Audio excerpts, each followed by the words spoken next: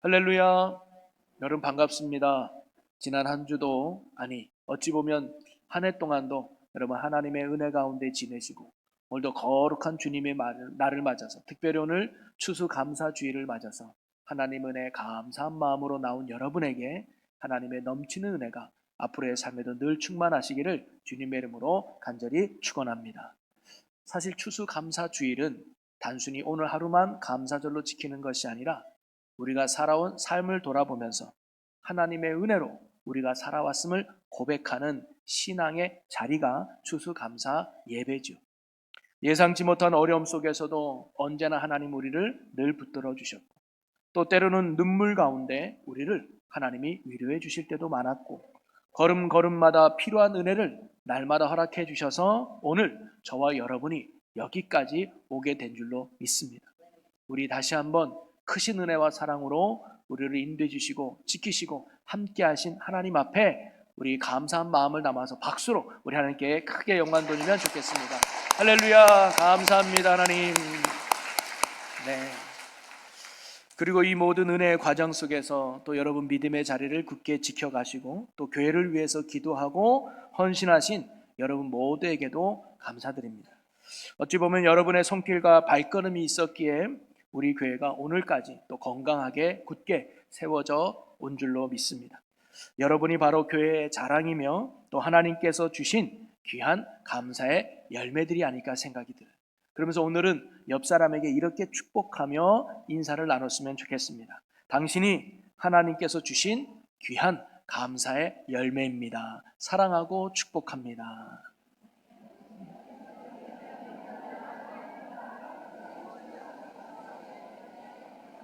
아멘. 긴데도 잘하시네요. 그냥 사랑하고 축복한다고 하면 돼요. 정말 어찌 보면 여러분이 한 해의 믿음의 열매요, 귀한 감사의 열매인 줄로 믿습니다. 여러분을 통해서 더 큰 감사의 열매가 맺어지는 복된 삶이 되시기를 다시 한번 주의 이름으로 간절히 축복합니다. 오늘 예배를 통해서 우리의 감사가 더 풍성해지고 또 하나님께서 준비하신 새로운 은혜가 오늘 이 시간에도 함께 누리는 귀한 시간이 되기를 주님의 이름으로 간절히 소망합니다. 저는 오늘 부목사님 봉독한 전도서 12장 13절 말씀을 가지고 하나님을 경외함이 감사의 시작이다라는 제목으로 하나님의 말씀을 함께 나누고자 하는데요. 오늘 전하려고 하는 모든 메시지 핵심이 사실 제목 안에 다 잠겨져 있어요. 여러분, 우리가 감사를 가능케 하는 근원, 감사를 가능케 하는 뿌리가 어디 있느냐? 다름이 아니라 하나님을 경외함에 있다는 것을 오늘 우리가 다시 붙들고 확신하기를 원합니다. 여러분, 추수감사절의 유래는요, 성경 속에서 우리가 찾아볼 수 있죠. 출애굽기 23장에 보면 우리 하나님께서 광야에 지내는 이스라엘 백성들에게 앞으로 너희들이 가나안 땅에 들어가면 세 가지 절기를 꼭 지키라고 하나님이 명령하세요. 그 세 가지 절기가 유월절과 맥추절과 장막절이죠. 그리고 이 세 가지 절기의 핵심이 뭐냐면 하나님의 베푸신 은혜를 기억하고 하나님께 감사하라는 거예요. 그러면서 이 유대인들은 오늘날 이 절기를 지킬 때마다 읽는 성경이 있다고 합니다. 유월절에 읽는 성경이 따로 있고 맥추절에 읽는 성경이 따로 있고 그리고 장막절에 읽는 성경이 따로 있습니다. 우리가 지난번 9월달에 연합성회 때 우리 강사 목사님이 오셔서 이 부분을 여러분에게 나눠준 적도 있는데요. 6월절에는 어떤 말씀이 있느냐? 6월절에는 아가서를 읽고요, 맥추절에는 룻기를 읽고요, 그리고 장막절에는 전도서를 읽는다고 합니다. 그러면 왜 이들이 그 절기 때마다 이 성경이 있는지를 우리가 이해한다면 감사의 본질을 우리가 발견할 수 있어요. 자, 먼저 6월절을 한번 보면요, 6월절은 이스라엘 백성이 애굽 땅에 있을 때 하나님의 은혜로 구원받았음을 기념하는 절기가 6월절이죠. 그래서 애굽에서 종로로 타는 자신들을 하나님이 전적으로 구원해 주셔서 하나님의 백성 삼아 주시고 참된 자유를 주신 구원하신 하나님 앞에 감사하는 절기가 바로 6월절입니다. 그리고 이 6월절에 읽는 성경이 뭐냐? 아가서를 읽어요. 왜 많고 많은 성경 중에 아가서를 읽을까? 아가서가 담고 있는 내용을 이해하면 왜 이들이 아가서를 6월절날 읽는지 이해가 될 수 있는데요. 여러분, 아가서의 내용은 뭐냐면 솔로몬이 술람미 여인을 사랑했고 그 여인을 향한 사랑의 노래와 사랑의 시가 아가서입니다. 솔로몬이 사랑했던 술람미 여인이 어떤 사람인지를 잠깐 보면요, 그는 수넴 출신의 여인이었어요. 이방인이었습니다. 그리고 왕족이나 귀족의 어떤 뼈대 있는 집안에서 태어난 여인이 아니라 지극히 평범한 시골에서 태어난 소위 보잘것없는 여인이 술람미 여인이었습니다. 그러니까 상식적으로 생각해 보면 왕이 사랑할 수도 없고 또는 왕께 사랑받을 수도 없는 너무나도 초라한 여인이 술람미 여인일 수 있지요. 그런데 솔로몬 왕은 이렇게 하찮고 보잘것없는 이 여인을 너무나 사랑해서 사람들의 만류에도 불구하고 아내로 삼고 이 여인과 늘 함께하고 싶은 사랑의 노래를 시로써 표현하고 고백하고 있는 게 아가서예요. 그래서 아가서에 우리가 잘 많이 하는 말이 어여쁜 자여 나와 함께 가자, 이런 고백이 있잖아요. 그래서 아가서는요, 하나님이라는 단어가 한 번도 등장하지 않는 말씀이지만 당당히 성경에 들어간 책입니다. 왜냐? 하나님이 교회를 얼마나 사랑하고 있는지, 또 그리스도께서 성도를 얼마나 아끼고 사랑하고 있는지를 보여주는 말씀이기 때문이죠. 바로 유대인들이 6월절에 아가서를 읽는 이유가 바로 여기에 있습니다. 바로 구원은 하나님의 전적인 사랑에 있었다는 것을 그들이 고백하고 있는 거예요. 하나님이 보시기에 이스라엘 민족은요, 너무나 연약하고 너무나 보잘것없고 너무나 하찮은 민족이었습니다. 모든 민족 중에 너무나 연약했습니다. 그리고 애굽 땅에 노예로 있는 민족이었습니다. 그런 민족을 하나님이 사랑하셔서 긍휼히 여기셔서 그들을 애굽 땅에서 건져 주셨고 하나님의 거룩한 백성으로 삼아 주신 그 하나님의 사랑과 그 은혜를 그들은 6월절에 찬양하고 감사하고 있는 것이죠. 여러분, 오늘 우리도 마찬가지 아닙니까? 우리도 어떻게 보면 하나님께 사랑받을 자격도 없고 하나님께 구원받을 자격도 없는 너무나도 보잘것없는 하찮은 죄인에 불과한 저와 여러분이었는데 하나님이 그런 우리를 불쌍히 여기셔서 예수 그리스도를 이 땅에 보내주셨고 예수님은 그런 저와 여러분을 사랑하사 십자가에서 죽기까지 우리를 사랑하심으로 말미암아 구원해 주신 거 아니겠습니까? 구원은 이처럼 전적인 하나님의 사랑이 듬뿍 담긴 은혜의 사건이라는 거예요. 구원은 우리에게는 거저받은 공짜요 선물이지만 하나님의 입장에서는 엄청난 대가를 지불한 사랑의 행위요, 사랑의 사건이라는 거예요. 그러기에 우리는요, 단순히 구원받은 것에 감사하는 것이 아니라 그 구원받은 내용 중에 하나님이 얼마나 나를 사랑했는지, 하나님이 얼마나 나를 불쌍히 여겼는지, 하나님이 얼마나 나를 귀하게 여겼는지 그 사랑을 깨닫는다면, 그 사랑을 안다면 우리는 날마다 하나님께 감사하며 사는 자가 되지 않겠습니까? 그래서 6월절도요, 하나님을 경외함이 감사의 시작임을 우리에게 가르쳐주고 있습니다. 또 하나 그들이 지켰던 절기는 맥추절입니다. 맥추절은 첫 열매를 허락하신 하나님께 감사하는 절기죠. 그래서 6월절을 지킨 뒤에 50번째 되는 날에 지키는 절기라고 해서 오순절이라고도 합니다. 그리고 보리를 첫 수확을 거뒀을 때 드리는 절기로 맥추절이라고도 합니다. 첫 열매를 주신 하나님께 감사하는 절기죠. 여러분, 첫 열매가 주는 의미가 뭐냐면 새로운 시작을 의미하고 새로운 삶을 의미하는 거예요. 여러분, 사실 이스라엘 백성이 광야 생활에서 40년 지날 동안은 농사를 짓지 않았습니다. 아니, 농사를 지을 수가 없죠. 광야에서 무슨 흙이 있고 무슨 씨가 있어서 농사를 짓겠습니까? 농사를 져서 먹고 산 게 아니라 하나님이 매일매일마다 만나를 주셨기 때문에 그들이 40년 동안 굶지 않고 광야에서 살아갈 수 있었단 말이에요. 그런데 이제 이들이 가나안 땅에 딱 들어왔을 때는 만나가 끝이었습니다. 만나가 내리지 않아요. 그럼 뭐라 해요? 농사를 지어 먹고 살아야 됩니다. 그래서 그들이 농사 지을 줄도 몰랐지만 그 땅에서 어설픈 기술로 열심히 농사를 짓죠. 그리고 드디어 첫 수확을 거두게 됩니다. 그때의 기쁨 얼마나 컸을까요? 그러기에 맥추절은요, 첫 열매를 거두게 하심으로 말미암아 이제 새로운 환경에서 새로운 인생을 하나님의 은혜로 시작할 수 있게 되었음을 감사하는 절기가 바로 맥추절이었다는 거예요. 그래서 이 맥추절 때 읽는 성경이 뭐냐? 룻기를 그들이 읽습니다. 바로 새로운 삶에 대한 헌신과 믿음을 각오하는 거죠. 여러분, 룻기의 내용이 뭡니까? 룻이라는 여인이 등장해요. 이 룻은 모압 여인입니다. 이방 여인이에요. 근데 이 룻이 시어머니를 따라서 이스라엘 땅에 오게 되죠.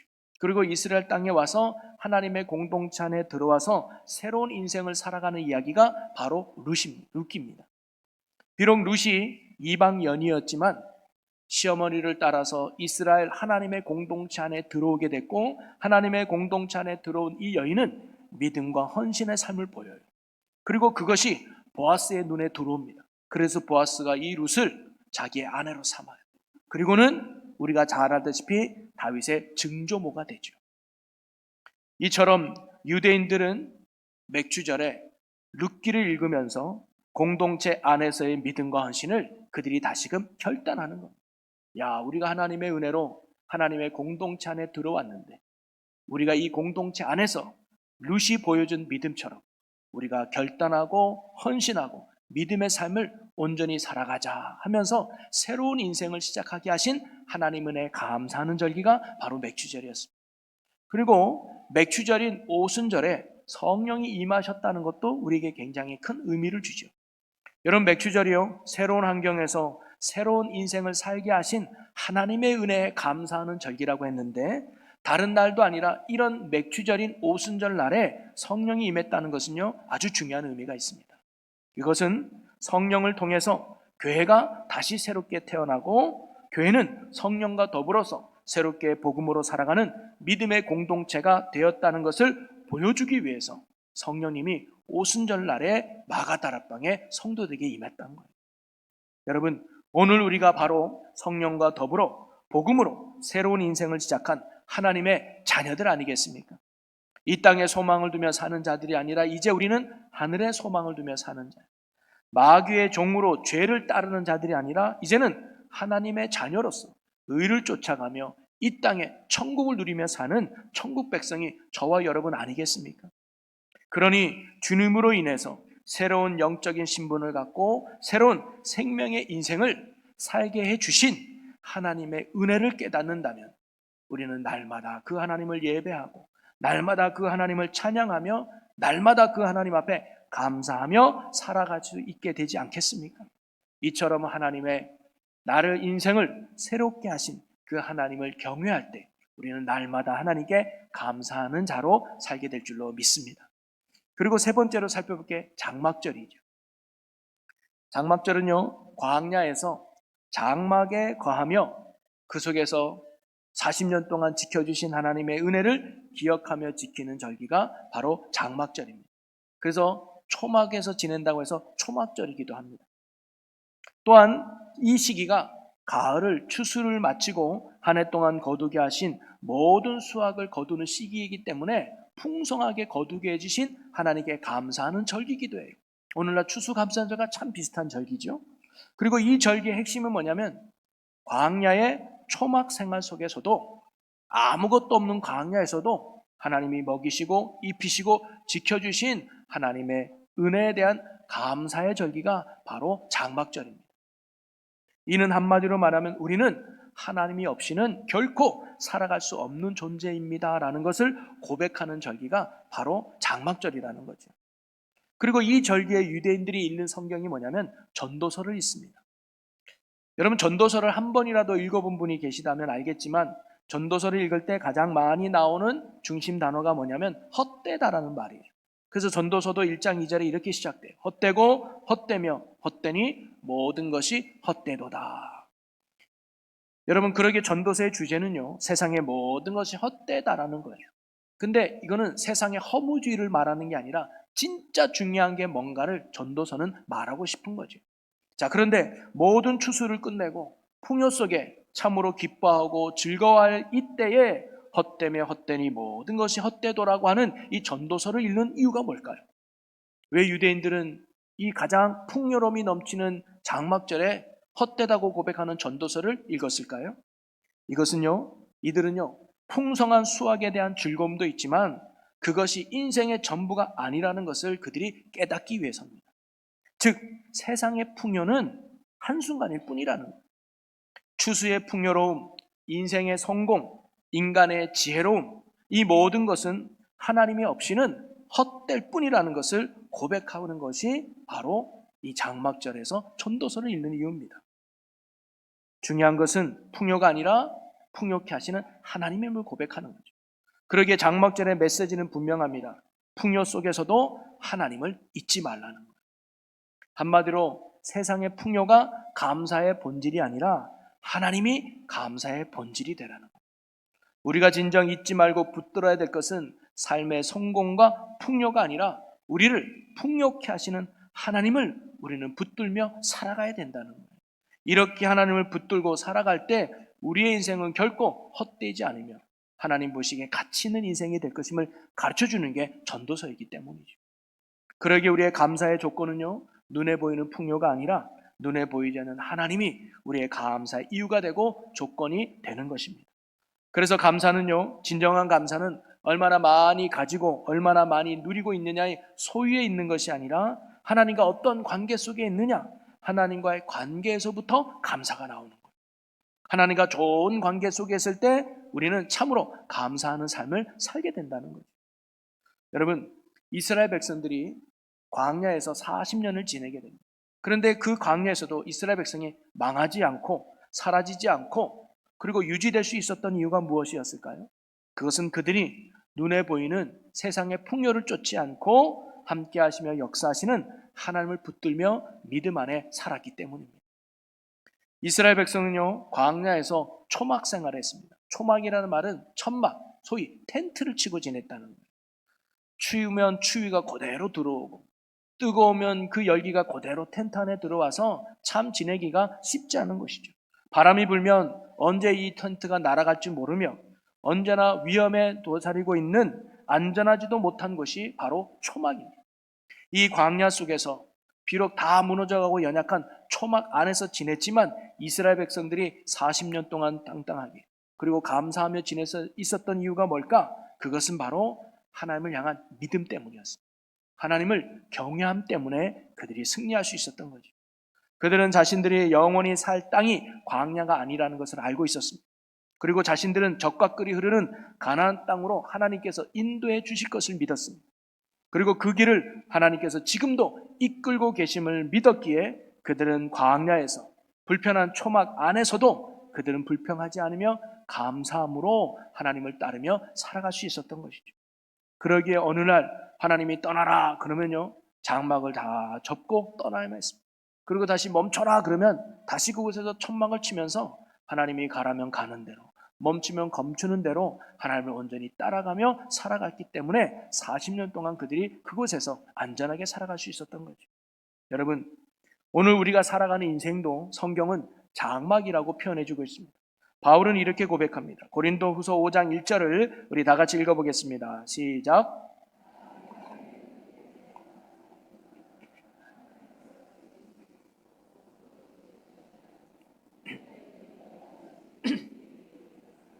아멘. 바울은 땅에 있는 우리의 장막집, 우리 육신의 집을 이야기합니다. 우리 육신의 몸을 이야기하죠. 근데 우리 육신의 몸은 언젠가는 떠난다는 거예요. 장막이라고 표현했습니다. 광야에서 떠나라 그러면 텐트를 접고 떠나듯이 우리 육신의 장막도 하나님이 와라 그러면 이 땅에 육신을 내려놓고 떠나야 된다는 거예요. 그러나 우리에게는 영원한 집이 있습니다. 하나님께서 지으신 하늘에 있는 영원한 집이 있습니다. 그게 뭡니까? 부활의 몸이에요. 그래서 하나님의 나라에서 영원히 살 부활의 몸이 우리에게 있다는 겁니다.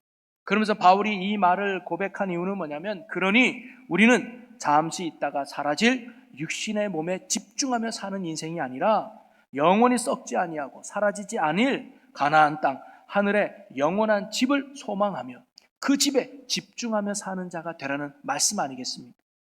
이는 하나님이 주시는 이 땅의 풍요가 우리의 진정한 삶의 목적이 아니라 풍요를 주시는 하나님이 우리가 살아가는 삶의 목적이 되고 그분을 경외하는 삶을 살라는 말씀 아니겠습니까?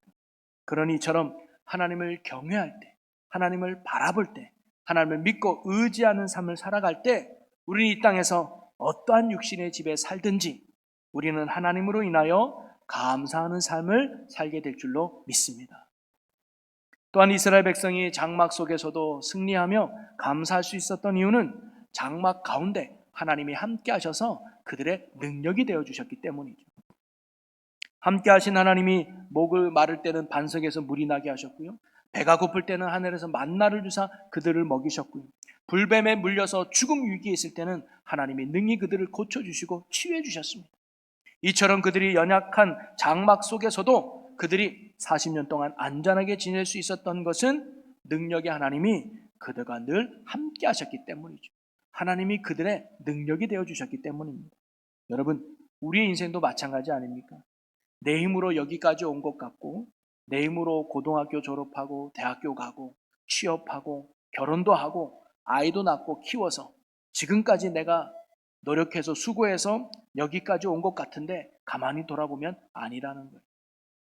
하나님의 능력의 손길이, 보이지 않지만 하나님의 은혜의 손길이 광야 같은 인생길에, 초라한 장막에 사는 나 같은 연약한 인생길에 하나님이 그 속에 함께 하셨기 때문에, 때론 능력이 되고 힘이 되어 주셨기 때문에 저와 여러분이 오늘 이 자리까지 온 게 아니겠습니까?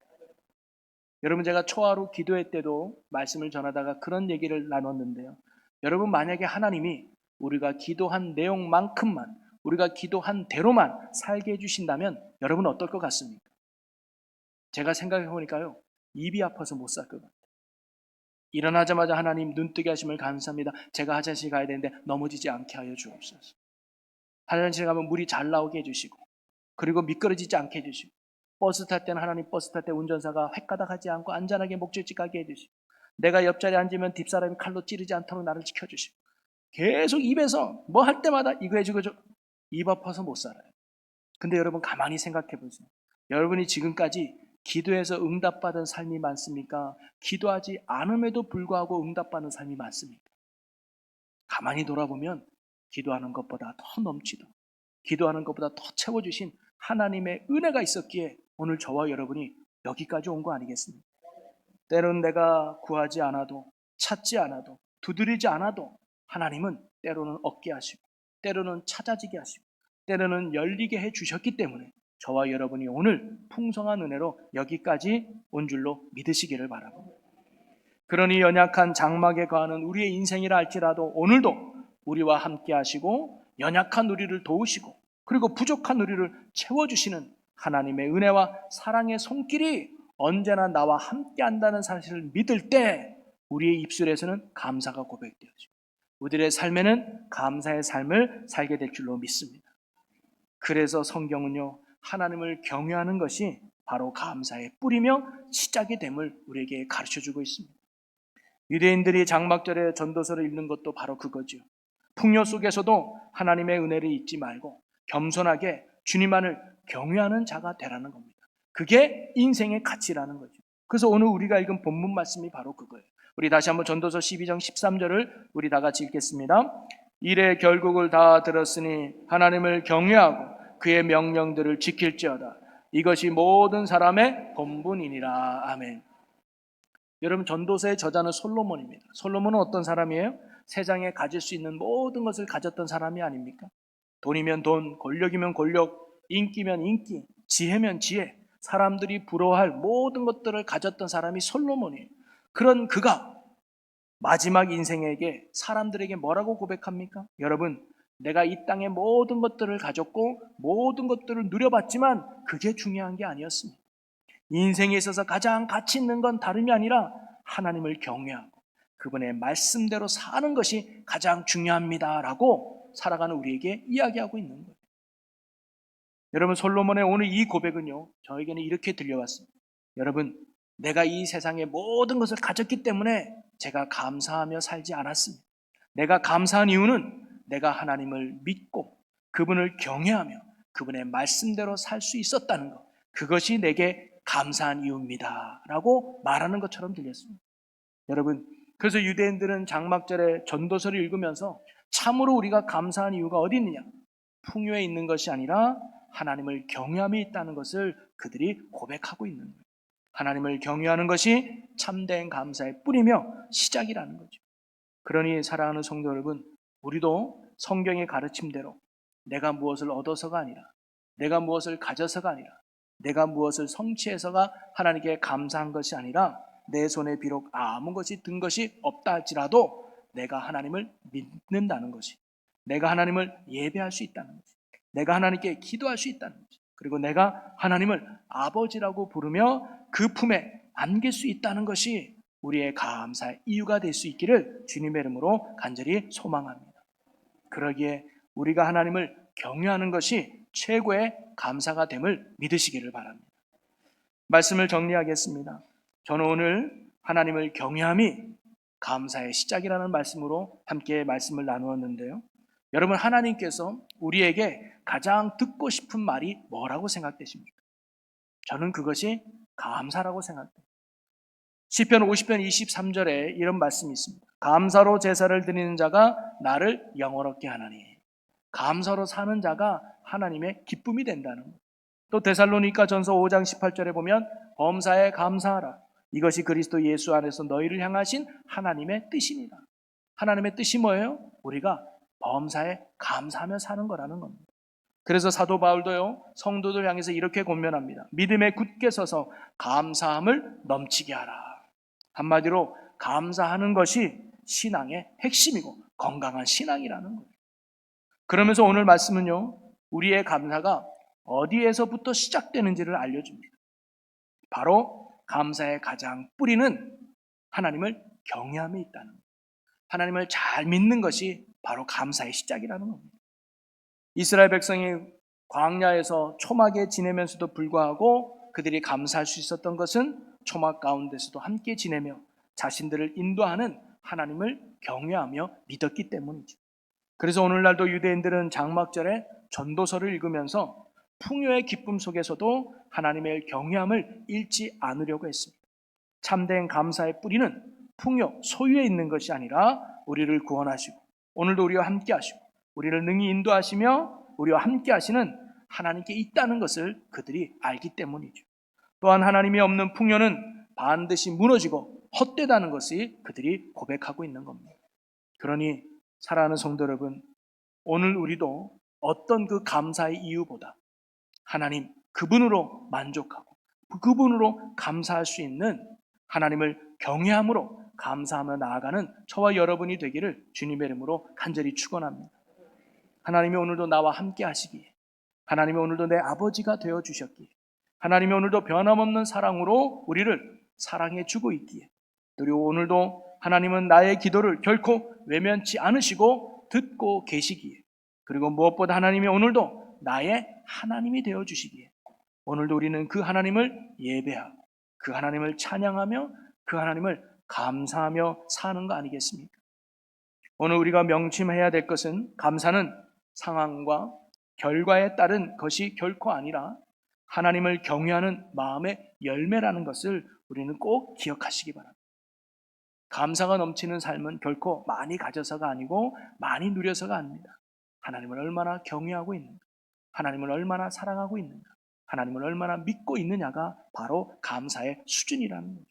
그러니 오늘 저와 여러분이 추수감사주의를 맞아서 내 손에 든 것을 바라보는 것이 아니라 하나님 때문에 그분을 경외함으로 말미암아 참된 감사의 삶을 살아가는 저와 여러분의 복되고 귀한 삶이 될 수 있기를 주님의 이름으로 간절히 축원합니다. 그러면서 저는 마지막으로 하박국 선지자가 생각이 나서 하박국 선지자의 마지막 고백을 함께 읽으면서 우리의 고백이 되기를 바라고 설교를 마칠까 합니다. 하박국 3장 17절 18절을 우리 같이 읽겠습니다. 비록 무화과 나무가 무성하지 못하며 포도나무에 열매가 없으며 감람나무에 소출이 없으며 밭에 먹을 것이 없으며 우리의 양이 없으며 외양간에 소가 없을지라도 나는 여호와로 말미암아 즐거워하며 나의 구원의 하나님으로 말미암아 기뻐하리로다. 아멘. 우리 기도하기 원합니다. 우리 이 시간 오늘 우리에게 주신 말씀을 붙들고 함께 기도하기를 원하는데요. 주님, 내가 하나님을 경외함으로 감사하는 자로 살게 하여 주옵소서. 풍요 속에 교만하지 않게 하시고 연약함 속에 낙심하지 않게 하시고 오직 나를 사랑하사 능력 되신 하나님을 바라보며 하나님으로 인하여 기뻐하고 즐거워하는 자가 되게 하여 주옵소서라고 우리 다 같이 주여 한번 외치고 우리 함께 동서로 기도하겠습니다. 주여! 하나님, 오늘도 주님을 바라봅니다. 주님을 바라봅니다. 주님을 묵상합니다. 오늘도 이 말씀이 머리가 아닌 가슴에 새겨지게 하시고 가슴이 아닌 삶으로 열매 맺게 하여 주시옵소서. 오늘도 하나님을 경외하는 자가 되기를 원합니다. 날마다 하나님을 바라보는 자가 되기를 원합니다. 하나님을 신뢰하는 자로 살기를 원합니다. 하나님을 경외할 때 참된 감사의 삶이 우리의 삶에 넘치게 될 줄로 믿습니다. 하나님, 풍요 속에 교만하지 않게 하시고 연약함에 낙심하지 않게 하시고 오직 하나님만을 바라보며 하나님으로 인하여 즐거워하고 기뻐하는 종들 되게 하여 주옵소서. 감사하는 삶을 살지어다. 하나님으로 즐거워하며 살지어다. 아멘. 그리하여 우리의 삶이 주님으로 인하여 참된 기쁨과 즐거움을 이루는 열매의 삶이 되게 하여 주옵소서. 아멘. 감사합니다. 우리의 기쁨과 말씀을 주고 주여 인도하여 주시옵소서. 할렐루야. 사랑과 은혜가 풍성하신 아버지 하나님, 오늘 추수 감사주의를 맞아 말씀으로 우리를 또한 깨우쳐 주시니 감사합니다. 감사는 상황에서 오는 것이 아니라 하나님을 경외하는 마음에서 흘러나오는 줄로 믿습니다. 우리가 하나님과 바른 관계 속에서 감사가 흘러넘치는 복된 삶을 누리게 하여 주시옵소서. 우리가 가진 것 때문에 기뻐하는 것이 아니라 우리를 붙드시는 하나님 때문에 감사하게 하여 주옵소서. 우리가 우리의 마음을 어둡게 하지 않게 하시고 풍요로움을 의지하지 않게 하시고 부족함이 우리를 흔들지 못하도록 하시며 언제나 하나님만을 경외하는 삶 되게 하여 주옵소서. 올 한 해 걸음걸음마다 보이지 않는 은혜의 손으로 인도해 주셨음을 고백합니다. 앞으로의 길도 우리의 힘으로가 아니라 하나님을 경외하는 믿음으로 날마다 굳게 걸어가게 하여 주시옵소서. 우리의 감사의 이유가 되시는 우리 주 예수 그리스도의 이름으로 기도하옵나이다. 아멘.